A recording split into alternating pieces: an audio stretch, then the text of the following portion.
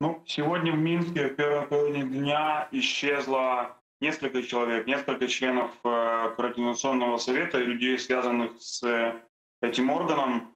Самая известная персона — это Мария Колесникова, она член президиума Координационного совета. Напомню, что в президиуме состоит 7 человек. Из них теперь на свободе или на территории Беларуси остались только двое. То есть 5 человек, можно сказать, в каком-то смысле нейтрализированы. Часть из них находится за рубежом. Ольга Ковалькова, которую вывезли силой в Польшу. Павел Латушко, которому угрожали, он временно уехал тоже в Польшу.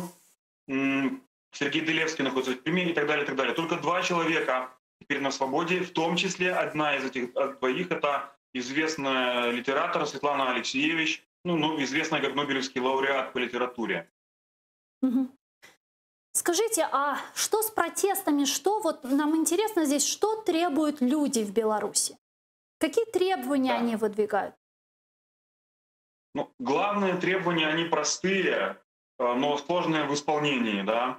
Это отставка Лукашенко, то есть это требование выражается в лозунге «Саша, уходи», да, и новые выборы, то есть проведение новых, честных, справедливых выборов. Проблема же в том, что эти выборы, в которых, скорее всего, победила Светлана Тихановская, они были несправедливыми, то есть они признаны незаконными, нелегальными. Ну, я имею в виду признанные за рубежом, в цивилизованном мире и белорусским обществом. Конечно же, белорусская власть, они признаны как легальные выборы. В них победил Лукашенко, да, он уже планирует свою инаугурацию где-то в начале октября. Мгм. Кроме того, требуют освободить политзаключенных, число которых растет.